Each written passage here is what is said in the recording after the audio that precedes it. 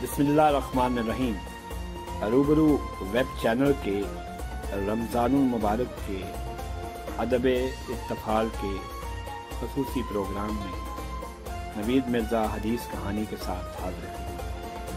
کہانی کا نام ہے شجرکاری۔ آپ سرکار حضرت محمد مصطفیٰ صلی اللہ علیہ وسلم نے فرمایا، جو مسلمان بھی درخت کا پودا لگاتا ہے یا کھیت میں بیج بوتا ہے، پھر اس درخت یا کھیت میں پرندے، انسان یا مویشی کھاتے ہیں تو وہ اس کی طرف سے صدقہ لکھا جاتا ہے۔ حدیث نبوی۔ کہانی کا نام جیسے میں بتا چکا ہوں، شجرکاری۔ ٹیلی ویژن پر حکومت کی جانب سے ہفتہ شجرکاری کی مہم کا اشتہار چلتا دیکھ کر ننھے خالد میاں کے ذہن میں کئی سوالات ابھر آئے۔ امی ابو اور باقی افراد تو ٹی وی دیکھنے میں مصروف تھے۔ اس نے سوچا کہ اس بارے میں دادا جان سے پوچھا جائے، لہذا وہ دوڑتا ہوا دادا جان کے کمرے میں پہنچا۔ خالد کی عمر بمشکل 8 برس تھی اور وہ تیسری جماعت کا دارم تھا، لیکن اسے اپنی بلا کی ذہانت کی وجہ سے ہر چیز کے بارے میں جاننے کا بے حد شوق تھا۔ وہ زیادہ تر سوالات دادا جان سے پوچھتا تھا اور اس کے دادا جان اسے کبھی مایوس نہیں کرتے۔ دادا جان نماز پڑھ کے فارغ ہو چکے تھے۔ خالد نے پوچھا، دادا جان یہ شجرکاری کیا ہوتی ہے بیٹا؟ شجر لگانے کو شجرکاری کہتے ہیں، جیسا آپ گھر میں لگاتے ہیں۔ خالد نے اگلا سوال داغ دیا۔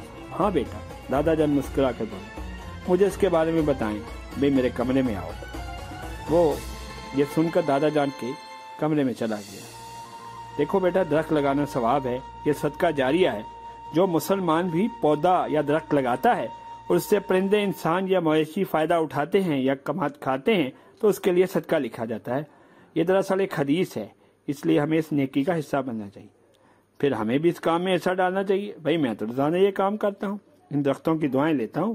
دعائیں؟ کیا درخت دعائیں بھی دیتے ہیں بیٹا؟ پیڑ پودے قدرت کی نشانیوں میں سے ایک ہیں، اور قرآن پاک میں سورہ بقرہ کی آیت میں یہاں تک لکھا گیا ہے کہ نباتات یعنی پودوں کو نقصان پہنچانا زمین میں فساد مچانے کے برابر ہے، تو کیا ان کی پرورش اور حفاظت کرنا، ان سے دعائیں لینا نہیں ہے؟ بھائی درخت اللہ پاک کی صفات بیان کرتے ہیں، دادا جان بولے۔ دادا جان، کل سے میں بھی اسکول جانے سے پہلے درختوں کی دعائیں لوں گا۔ Very good, very good. ارے ٹھیک ہے بیٹا، ٹھیک ہے۔ آپ سب میں سالانہ امتحان بھی تو ہونے والے ہیں۔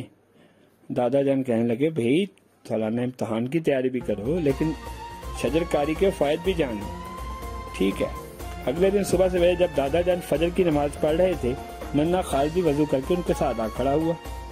وہ امی ابو کے کمرے سے جائے نماز اٹھا لایا تھا، اس نے نماز پڑھی۔ دادا جان اس کے عمل سے بہت خوش تھے۔ پھر اس نے تلاوت قرآن حکیم بھی کی۔ خالد بھی ان کے پاس بیٹھا رہا۔ چلیں اب درختوں سے ملتے ہیں، خالد بولا۔ درختوں کے بعد خالد نے انہیں سلام کیا اور اپنے ہاتھوں سے واٹر کین سے پانی لے کر پودوں اور درختوں کو دیا۔